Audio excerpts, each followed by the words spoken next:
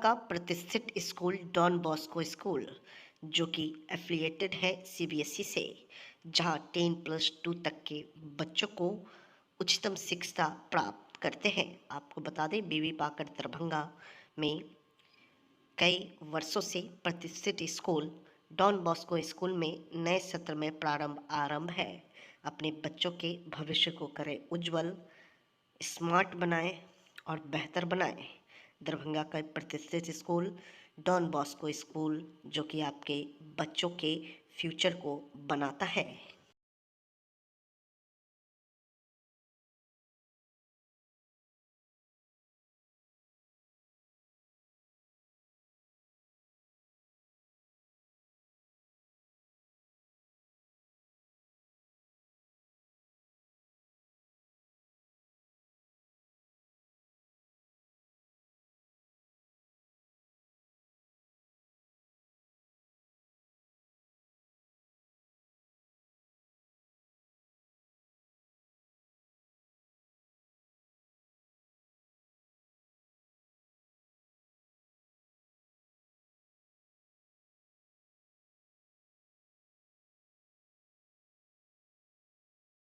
अब दरभंगा शहर में सुजुकी गाड़ी लेना हुआ आसान, शानदार माइलेज के साथ कम कीमत में आने वाली बाइक से लेकर स्कूटी के लिए मशहूर कंपनी सुजुकी एजेंसी का हुआ छोटा एक सैद नगर में ओपनिंग।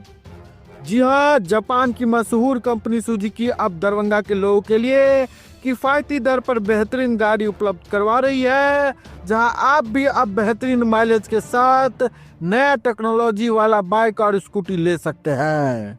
खासकर कम तेल में ज्यादा माइलेज देने वाली प्रसिद्ध गाड़ी एजेंसी के ओपनिंग के शुभ अवसर पर अभी कंपनी के द्वारा विशेष ऑफर के तहत आप कम कीमत में पा सकते हैं। पता की बात करो तो Tej Shri Suzuki two wheeler showroom, छोटी एक सैद नगर। सुजुकी का भी अपना स्लोगन है और हम एज ए डीलर भी कमिट करते हैं लोगों से कि Suzuki sales, service and spare सबों में अव्वल है, रहेगा और किसी भी तरह की असुविधा कस्टमर को नहीं होगी। कस्टमर सेटिस्फैक्शन हमारा मोटो है। एज ए डीलर कमिट कर रहे हैं और ये सुजुकी का तो अपना ब्रांड है, जो विश्व में एक विश्वसनीय नाम है, जो किसी से को बताने की जरूरत नहीं कि सुजुकी क्या है। बासोपट्टी में पुलिस ने 70 लीटर नेपाली शराब बरामद की, तस्कर फरार। बासोपट्टी, मधुबनी, बिहार में पूर्ण शराबबंदी के बावजूद शराब तस्करी के मामले थमने का नाम नहीं ले रहे हैं। इसी क्रम में बासोपट्टी थाना पुलिस ने गुप्त सूचना के आधार पर एक बड़ी कार्रवाई करते हुए 70 लीटर नेपाली देशी शराब बरामद की है। हालांकि पुलिस को देखते ही तस्कर फरार होने में सफल रहा। मिली जानकारी के अनुसार स00800 तरुण कुमार वर्मा पुलिस टीम के साथ बासोपट्टी थाना क्षेत्र में गश्त कर रहे थे।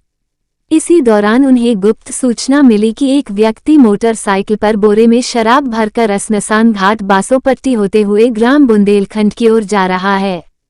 सूचना मिलते ही पुलिस ने तत्काल कार्रवाई करते हुए बुंदेलखंड मोड़ के पास वाहन चेकिंग शुरू की। कुछ ही देर बाद एक संदिग्ध व्यक्ति काले रंग की टीवीएस मोटरसाइकिल BR32F2206 से वहां पहुंचा। पुलिस को देखते ही वह तेज रफ्तार में भागने लगा।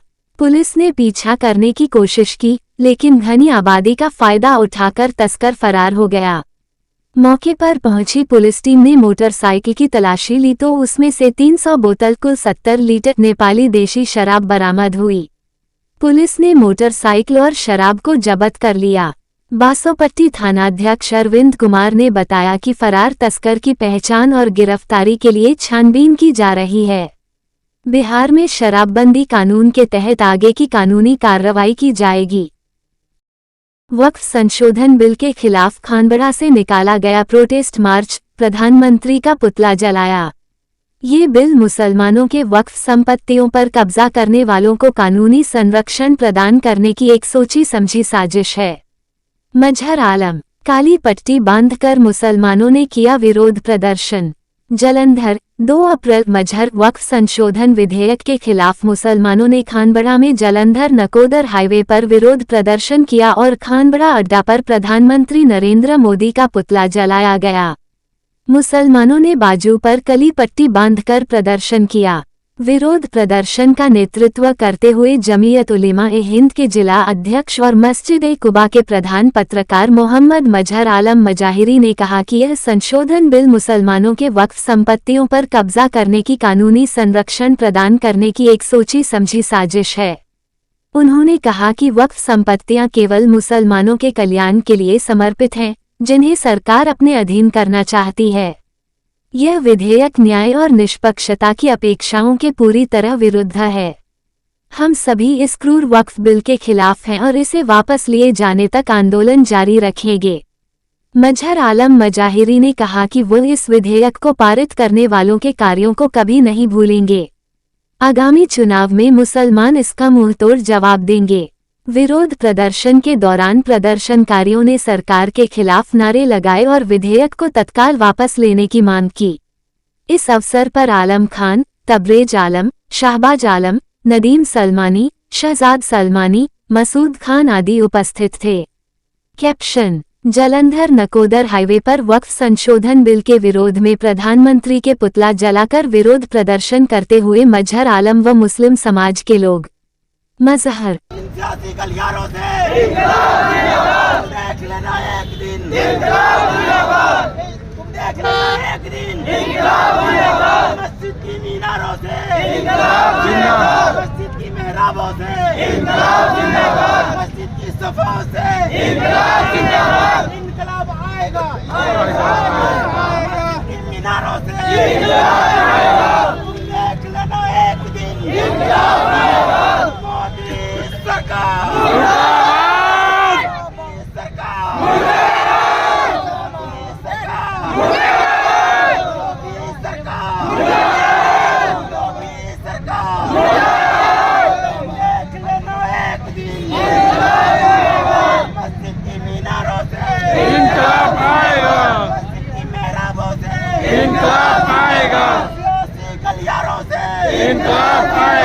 खेल के मैदानों से इनकलाब आएगा, खेल के मैदानों से इनकलाब आएगा, मुसलमानों के खून से इनकलाब आएगा, देख लेना एक दिन इनकलाब आएगा, मुसलमानों के खून से इनकलाब आएगा।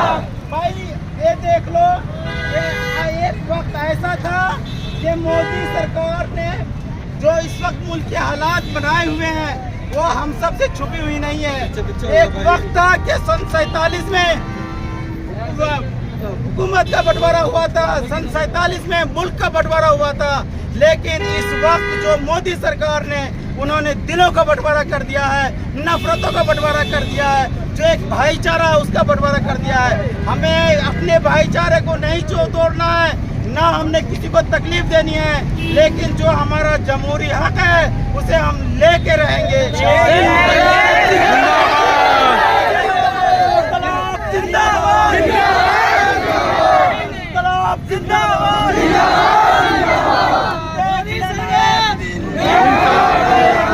देख लेना एक दिन सियासी गलियारों से, सियासी गलियारों से, मस्जिद की मीनारों से, मस्जिद की मीनारों से, मस्जिद की मेहराबों से। भाई हम आज एहतजाज दर्ज कर रहे हैं, जिससे यह है कि मोदी सरकार जो मुसलमानों पर जुल्म कर रही है उसे वो बंद करे, वरना अब मुसलमान घर बैठने वाले नहीं हैं। अपनी जान तक दे देंगे इंशाल्लाह, अपनी मस्जिदों को और मदरसों अपनी को, मस्जिदों की हिफाजत के लिए, अपनी कम्युनिटी की हिफाजत के लिए इंशाल्लाह जी जान दे देंगे। अब मैं सबसे कहूँगा कि एक ऐसा बना ले ताकि सब लोग। भाकपा माले व इंसाफ मंच की टीम मिली हत्या हुए बच्चे अंश के पीड़ित परिवार से। पुलिस की लापरवाही के कारण गई बच्चे की जान। हैश ग्रामीणों पर बर्बर लाठीचार्ज व ग्रामीणों की गिरफ्तारी निंदनीय। माले हैश नाबालिग के जान जाने से आक्रोशित ग्रामीणों के थाना पर प्रदर्शन को धैर्य व ठंडे दिमाग से हल करने के बदले लाठी डंडा चलाना गलत। हैश डीएसपी थानाध्यक्ष सहित दोषी पुलिस पदाधिकारियों पर कार्रवाई हो। नियाज अहमद हैश अंश के हत्यारों की जल्द नहीं हुई गिरफ्तारी तो दरभंगा एसएसपी के समक्ष होगा प्रदर्शन। दरभंगा 3 अप्रैल 2025। भाकपा माले व इंसाफ मंच की टीम बच्चे अंश की दुखद हत्या से मर्माहत पीड़ित परिवार से कमतौल पहुंचकर मिली और अपनी संवेदना व्यक्त किए। इस टीम में भाकपा माले के राज्य कमेटी सदस्य सह इंसाफ मंच के राज्य उपाध्यक्ष नियाज अहमद, इंसाफ मंच के जिला सचिव मकसूद आलम, पप्पू खान, भाकपा माले जिला स्थायी समिति सदस्य अशोक पासवान, रंजन प्रसाद सिंह और अमित कुमार शामिल थे। भाकपा माले की टीम को मिली जानकारी से अंश कुमार का घर कमतौल थाना से महज 50 मीटर की दूरी पर है। अंश कुमार के परिवार के लोगों ने अपहरण की सूचना मौखिक रूप से 30 मार्च को संध्या में थाना को दे दिया। पुलिस सक्रिय होने के बजाय परिवार के लोगों को ही खोजने व इंतजार करने को कहा। उसके बाद पुनः दूसरे दिन 31 मार्च को लिखित रूप से 10 बजे दिन में आवेदन देने के बाद भी पुलिस गंभीर नहीं हुई। फिर 1 अप्रैल को थाना से 5 किलोमीटर की दूरी पर अंश की डेथ बॉडी मिली, जिसकी सूचना पुलिस को दी गई। तब भी पुलिस 2 घंटा बाद घटनास्थल पर पहुंचती है। पुलिस अपनी गलतियों पर पर्दा डालने के लिए बच्चे के हत्यारों की गिरफ्तारी व पीड़ित परिवार को न्याय की मांग कर रहे ग्रामीणों पर लाठीचार्ज करके इंसाफ की आवाज को दबाने का काम किया है। पुलिस ने हत्यारों को पकड़ने के बदले 7 को नामजद सहित 70 अन्य ग्रामीणों पर मुकदमा करते हुए 6 लोगों को जेल भेजने का काम किया है। ग्रामीणों ने न पुलिस पर कोई पथराव किया और न ही थाना पर कोई तोड़फोड़ किया।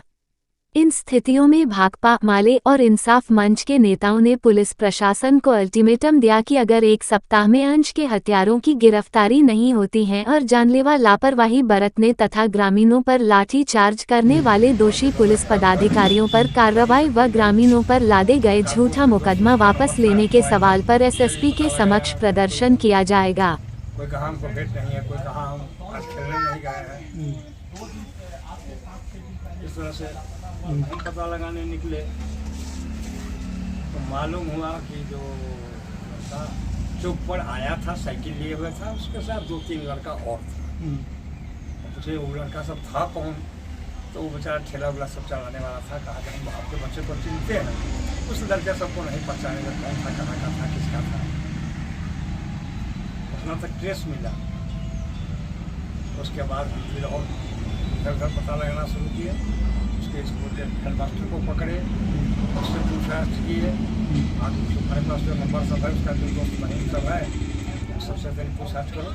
तो भी विद्यार्थी से पता लगा के उसका दोस्त कौन था, उसका दोस्त कौन था, उसका दोस्त कौन था, जहाँ से पता लगा सबसे पूछताछ किया, कोई ट्रेस नहीं। 9 बजे रात में उसी दिन 30 तारीख को उसको मौखिक सूचना थाना को दिया गया कि हमारा बच्चा 13 साल का एक लड़का है जो माने गायब है, वो घर नहीं आया है, खेलने के लिए निकला था। आप लोग ध्यान रखिए। पुलिस कोई कानून का जवाब नहीं कहा ठीक है। उसके बाद फिर सुबह में हम लोग तो पुलिस ने कंप्लेन आपकी दर्ज की या नहीं की, जब आपने ये बताया? रात में हम मौखिक कह के चले जाए भाई, सूचना दे दिए हैं पुलिस को, कंप्लेन मारिए, हमारा बच्चा मिल गया तो ठीक है, नहीं तो कल कंप्लेन करें। सुबह में भी हम कुछ खोजबीन किए, लेकिन हमको कोई ट्रेस नहीं मिला। तो थोड़ा सा हमको शक का लड़का हमारा इतना कहीं दूसरी जगह रुकने वाला नहीं, किसी साथी संगत के यहाँ भी होगा तो इतना देर रुक नहीं सकता। तो रात में नहीं रुकता, लेकिन अगर रात में रुक भी गया किसी कारण से तो नहीं कोई ट्रेस मिला तो हम कहा कि नहीं आप तैयार थाना को दे देना। हाँ, साइकिल से रेंजर साइकिल 20-22 दिन पहले खरीदेगा, 20-22 दिन का खरीदा हुआ नया साइकिल। उसके बाद जो है सो उसको मालूम हुआ तो वो लड़का दुकानदार है इंग्लिश पर, वो दौड़ के मेरे घर पर आया। सूचना हमको खोज कि भैया ऐसे सुने हैं, लेकिन हम तो थे नहीं। अरे परिवार को कह दिया और बेचारा लोग। उसके बाद हमको यहाँ से फोन कैसे सुनने में आया है, जरा देखिए, आइए घर आइए। लेकिन जब इस तरह की बात सुनने को मिला तो हम कह के जब घर जाके क्या करेंगे, हम तेजस्वा को फ़ोन लगा दिए। तेजस्वा को फ़ोन लगाए, तेजस्वा कहा हाँ भैया ऐसे ऐसे सुनने में आया है, सब कहाँ है, जल्दी आइए। भी कन्फर्म कर दिया कि जल्दी आइए, इस तरह का सुनने में मिला है, वहाँ का आदमी आया है, कहाँ है। तो हम जो है सो 2 आदमी थे, हम मोटरसाइकिल से स्कूटर से जो है महिला स्थान होते हुए, कोहरौली होते हुए, गौतमपुर होते हुए चल दिए। वहाँ गए तो हमसे पहले हजारों आदमी का मलबा वहाँ लगा हुआ था। जैसे जब लोगों को बात फैली पूरा कम तो समझिए औरत मर्द उलट गया। हमको लगता है 4-5 आदमी 1000 आदमी का भीड़ हो गया। तहसीलदार का भी आदमी आ गया, दरबारा का भी आ गया, कम तो उल्टा ही हुआ। वो जैसे सुना सब चौथा गुमती से लेके यहाँ तक एक भी परिवार ऐसा नहीं था। नहीं भैया, शुरू में कंपाउंड के आदमी कम रहो। हाँ, लेकिन मैंने सब पहुँच गया। जिला तहसीलदार बेलबरा के ज्यादा रहो। अच्छा, उसमें इसके बाद पुलिस को इन्फॉर्मेशन हुआ, पुलिस तो पहुँचा, लेकिन डीएसपी को जो इन्फॉर्मेशन मिला 2.5-3 घंटा के बाद वो भी आया। पुलिस भी 1.5-2 घंटा के बाद आई। नहीं, बार तो फोन करता गया। ये इन्फॉर्मेशन किसी और ने दिया, बाद में पुलिस के पास इन्फॉर्मेशन उसके डेट। नाका नंबर 1 बापू चौक के पास स्थानीय तालाब में एवं रामपुर रहमगंज मतरंजन पोखर चैती छठ पूजा के अवसर पर छठवर्ती के द्वारा संजय कारक अर्घ देते हुए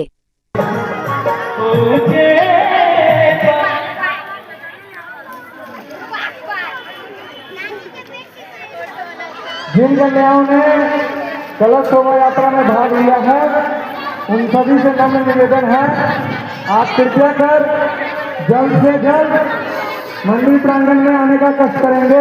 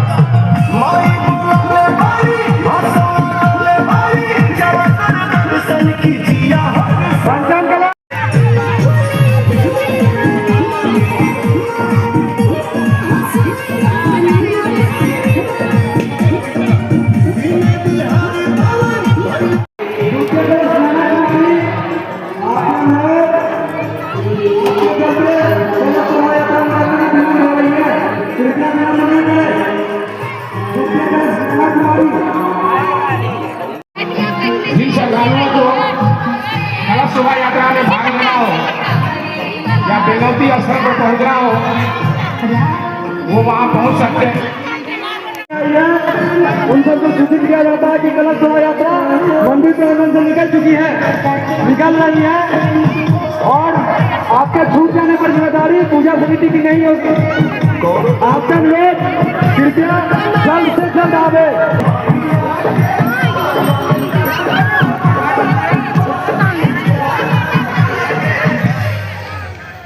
नथिया के लड़ी जाओ ना, मुंह खुल के जाओ, देख लो गौर से।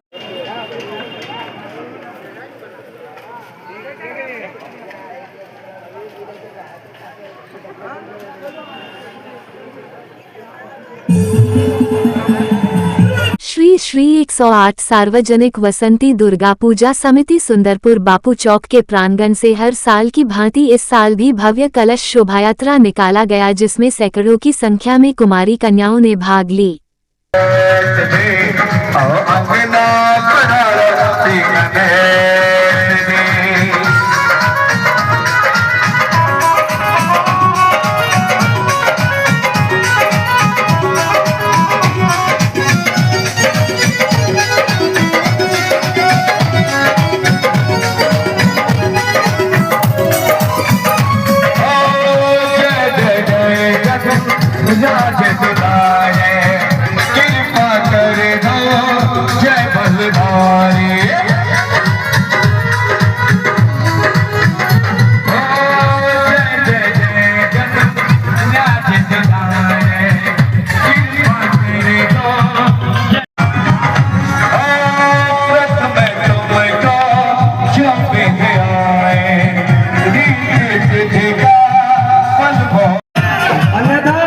कलश शोभा यात्रा निकलने के पश्चात जिम्मेदारी पूजा समिति की नहीं होगी। आपके छूट जाने पर जिम्मेदारी पूजा समिति की नहीं होगी। जब तक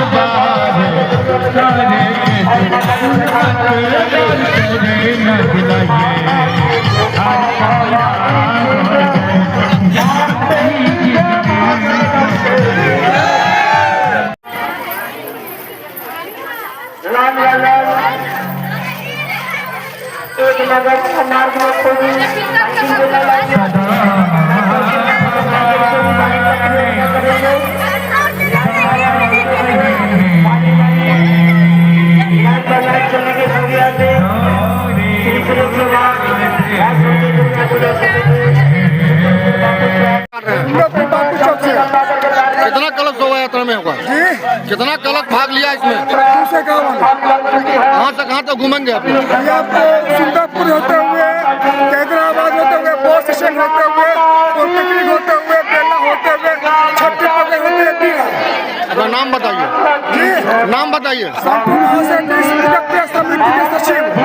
राम जानकी मंदिर नवयुवक रामनवमी समिति कठलबाड़ी भंडार चौक दरभंगा गंडक छात्रावास के प्रांगण में दिनांक 4 अप्रैल 2025 के संध्या 6 बजे खेल प्रतियोगिता का आयोजन किया जाएगा, जिसमें आप सभी लोग इस आयोजन में आकर पुण्य के भागी बने। 108 राम जानकी मंदिर नवयुवक कमेटी जो है, अखाड़ा कमेटी, नवयुवक अखाड़ा कमेटी भंडार चौक का वो लोग कर रहे हैं। उसके बाद यहाँ पे गंडक हॉस्टल है मंदिर के पीछे, वहाँ पे भव्य खेल होगा। उसमें सब अखाड़ा वाले आएंगे और वहाँ खेलेंगे, और जो जीतेंगे उसको फर्स्ट सेकंड थर्ड का प्राइज वहाँ वितरण होगा। सम्मानित किया जाएगा, सम्मानित किया जाएगा, सारे अखाड़ा को सम्मानित किया जाएगा। हाँ। कब? वो आपको 4 तारीख का। नाम बताइए। मेरा नाम हुआ विजय देव, दरभंगा जिला गौरक्षा प्रमुख। मस्तिष्क ज्वर के रोकथाम हेतु बैठक। चमकी को धमकी का माइकिंग के माध्यम से प्रचार प्रसार होगा। दरभंगा 3 अप्रैल 2025। जिलाधिकारी दरभंगा श्री राजीव रोशन के निर्देशानुसार अपर समाहर्ता विधि व्यवस्था राकेश रंजन की अध्यक्षता में दरभंगा समाहरणालय परिसर अवस्थित बाबा साहेब डॉक्टर भीमराव अंबेडकर सभागार में मस्तिष्क ज्वर के रोकथाम के लिए जिला स्तरीय पदाधिकारी एवं चिकित्सा पदाधिकारी के साथ समीक्षात्मक बैठक हुई।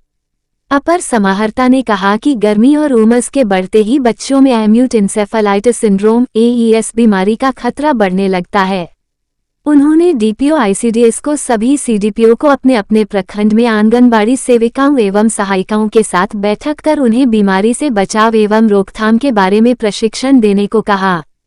तारांकन DPM जीविका को प्रखंड स्तरीय समन्वयकों के माध्यम से स्वयं सहायता समूहों को प्रशिक्षण देंगे, जो अपने क्षेत्र में मस्तिष्क ज्वर, जापानी इंसेफेलाइटिस, दिमागी बुखार, चमकी बुखार से बचाव हेतु आम जनों को जागरूक करेंगे। तारांकन उन्होंने डेडिकेटेड कंट्रोल रूम का गठन करने को कहा, जागरूकता रथ के माध्यम से भी प्रचार प्रसार कराने का निर्देश दिया। उन्होंने मुजफ्फरपुर से सटे प्रखंड जाले सिन्हवाड़ा में स्वास्थ्य विभाग अलर्ट मोड में रहे।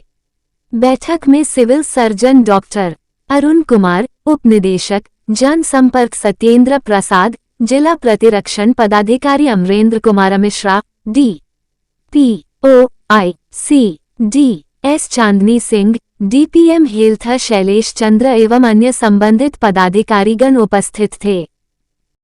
खाते हो कोई कर्मी, उनको एक कंट्रोल रूम की तरह डेडिकेट कर दीजिए, और हो जाए उस तरह के, तो हर केस तो सस्पेक्टिंग होता है, कोई ये तो है नहीं कि ये है ही चाहे नहीं, लेकिन उसको डेडिकेटेड बेड पर ले लीजिए, कम से कम देख लीजिए उसको। घोषित तो एरियस होगा तभी रहेगा ना कि एरियस है चाहे चमकी, लेकिन लेके एक बार देख लेने से आधी बीमारियां, जैसे हम लोग पुराने जमाने वाले लोग, हम लोग का मानना है कि डॉक्टर साहब के यहाँ बैठ जाने से भी आधा बीमारी ठीक हो जाती है, स्पष्ट बताते हैं। आधा तो लोग ऐसे ही ठीक होते हैं कि उनको पता नहीं अंदर से कुछ सिग्नल आने लगता है, और कि भाई डॉक्टर साहब देख लिए और ये है, और बाकी तो शरीर के भीतर से ही ठीक करने की प्रक्रिया है।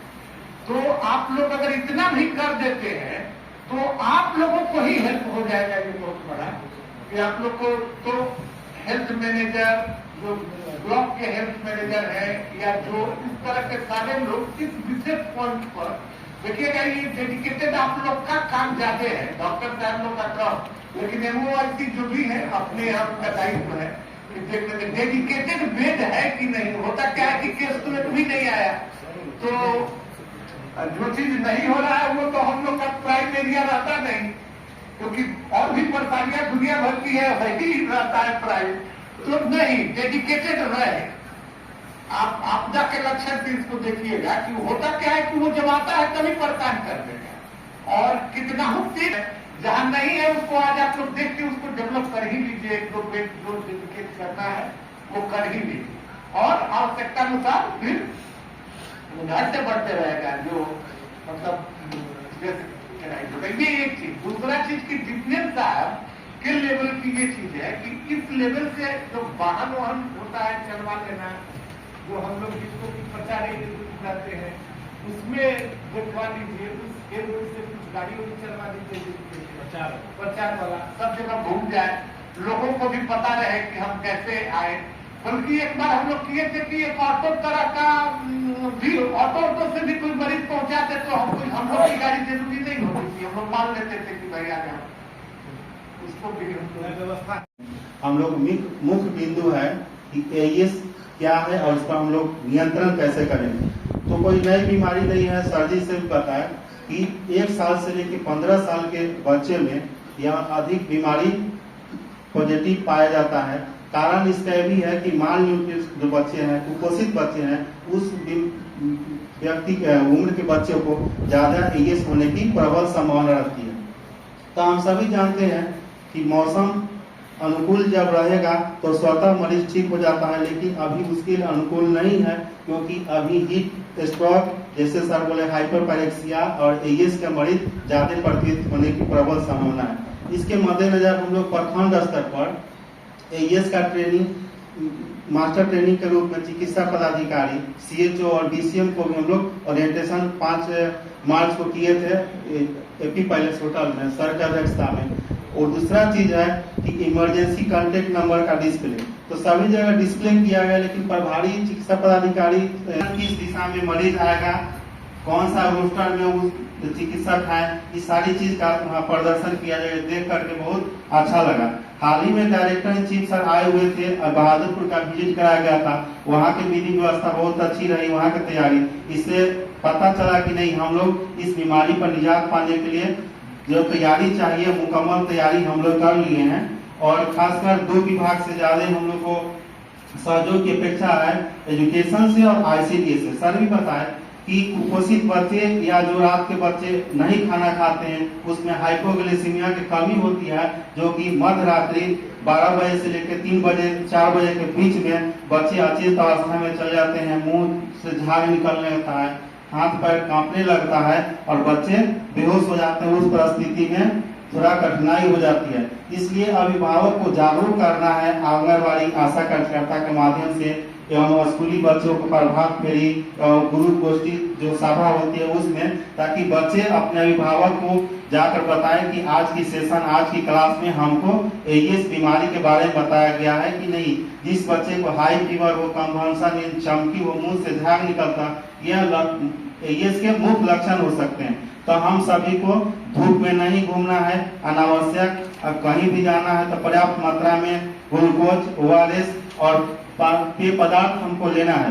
दूसरी चीज है कि जो बच्चे शाम में खाना नहीं खाते हैं तो उनको अभिभावक के जागरूक करना होगा कि अपने बच्चों को कुछ न कुछ मीठा खिलाकर सुलाएं। जैसे कि सभी बताए कि हाइपोग्लाइसीमिया कमी की वजह से ब्रेन स्ट्रोक होता है और बच्चा अचेत अवस्था में होता है, तो वैसे बच्चे को अगर हम लोग चिन्हित करके आशा आंगनवाड़ी के द्वारा कि इस मोहल्ला में, इस वार्ड में कितने बच्चे 1 साल से 15 साल तक के बच्चे हैं, तो उसको फॉलोअप करके और उस अभिभावक को हम लोग जागरूक कर सके। एनडीए सरकार 20 वर्षों से बिहार के युवाओं को ठग रही है। रोजगार, शिक्षा, खेलकूद, डोमिसाइल हर मोर्चे पर बिहार के युवाओं को धोखा दे रही है भाजपा जदयू सरकार। अमित विक्रम, प्रदेश प्रवक्ता, जन सुराज पार्टी।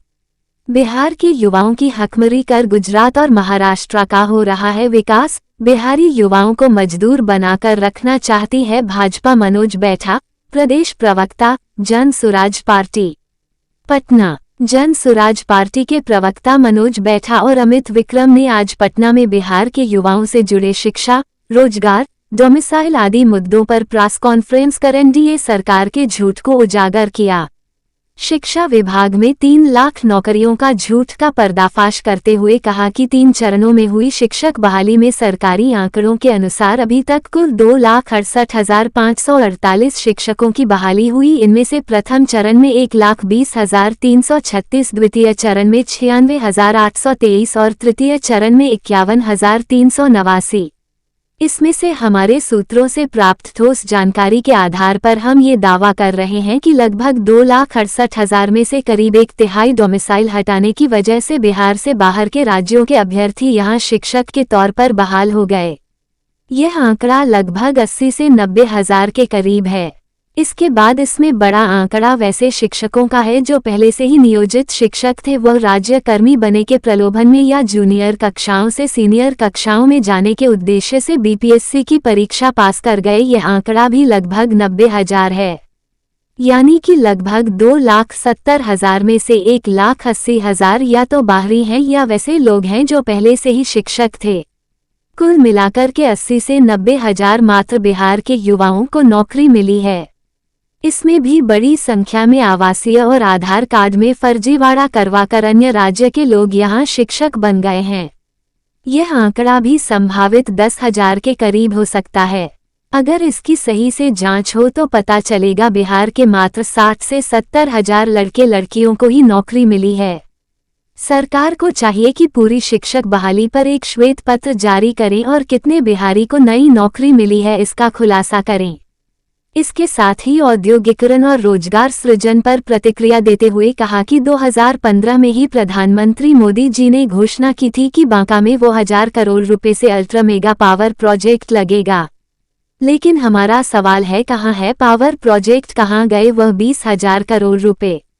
इसके बाद शाहनवाज जी जब 2022 में उद्योग मंत्री थे उन्होंने कहा कि बिहार में खुलेगा पीएम मित्र टेक्सटाइल पार्क। जमीन भी चिन्हित हो गई है, कहाँ गया वह टेक्सटाइल पार्क? जमीन निगल गई या आसमान खा गया? पूरे देश में 7 टेक्सटाइल पार्क बने हैं। केंद्रीय कपड़ा मंत्री बिहार के ही हैं माननीय गिरिराज सिंह जी, खुद अपने राज्य में एक टेक्सटाइल पार्क नहीं ला सके। क्यों वोट दे बिहार के लोग उनको?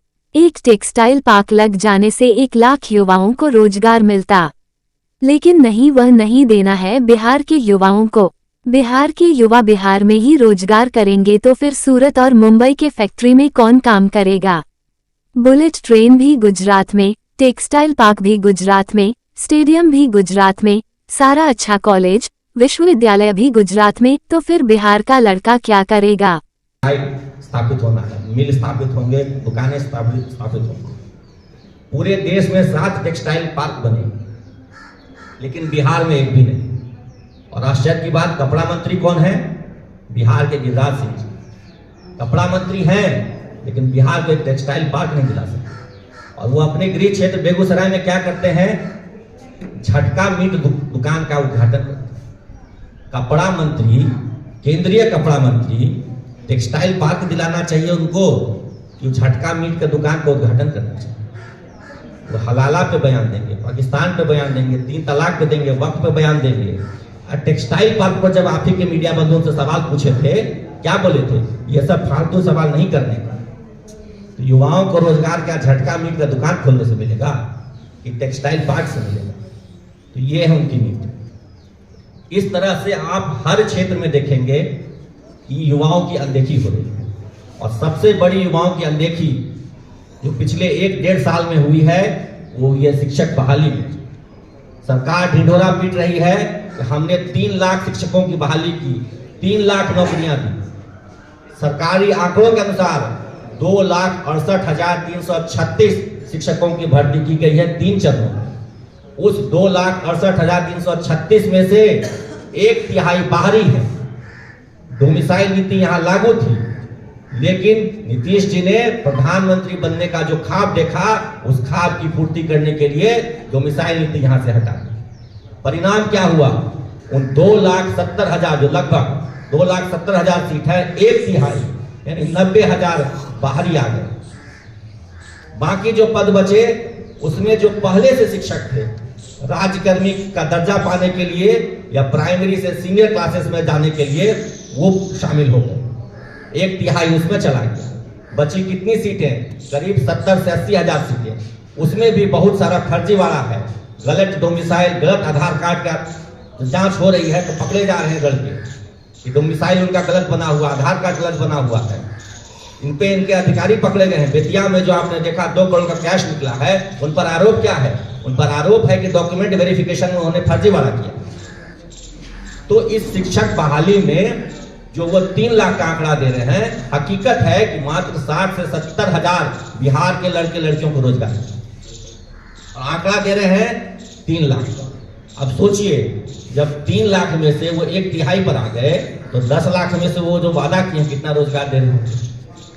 तो इनका जो भी वादा है, जो भी दावे हैं, सारे के सारे झूठे हैं। सिर्फ युवाओं को बरगलाया जा रहा है, ठगा जा रहा है। उनके रोजगार की बात नहीं हो रही है, उनके शिक्षा की बात नहीं हो रही है। उनको न रोजगार देंगे, न शिक्षा देंगे, न नौकरी देंगे, न उद्यमिता के कोई साधन देंगे। तो क्या देंगे? मजदूरी करने के लिए ट्रेन देंगे। यहाँ से ट्रेन खुलेगी, उसमें टॉयलेट में बैठ करके यहाँ के युवा मजदूर बनने के लिए दिल्ली, उत्तर प्रदेश, महाराष्ट्र और गुजरात जाएंगे।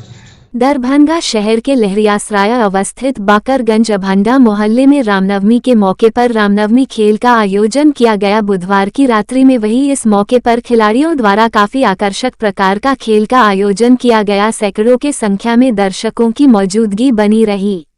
हिंदू नववर्ष शुरू होते ही रामनवमी पर्व का शुरुआत हो चुका है और लगातार रामनवमी के मौके पर अलग अलग मोहल्ले में रामनवमी खेल का आयोजन चल रहा है और इसी के तहत दरभंगा शहर के बाकरगंज अभंडा मोहल्ले में बुधवार की रात से लेकर देर रात तक रामनवमी खेल का आयोजन चला रहा। कई तरह का आकर्षक खेल का प्रदर्शन खिलाड़ियों के द्वारा किया गया। वहीं खेल के इस आयोजन में लड़कियां भी पीछे नहीं है, लड़की भी आकर्षक खेल का कर्तव्य दिखाते हुए नजर आई। किस तरह से अलग अलग खिलाड़ियों के द्वारा रामनवमी के मौके पर तरह तरह के लाठी डंडा के द्वारा कई खूबसूरत खेल का हुआ प्रदर्शन। हमारे खिलाड़ियों को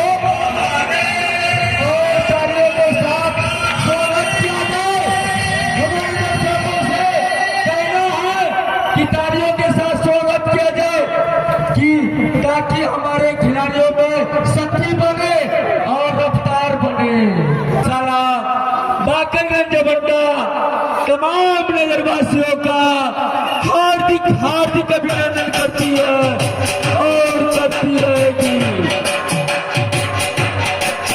अपने ये धारावासी को सामना करते हुए और संभालते हुए हमारे कहना है ये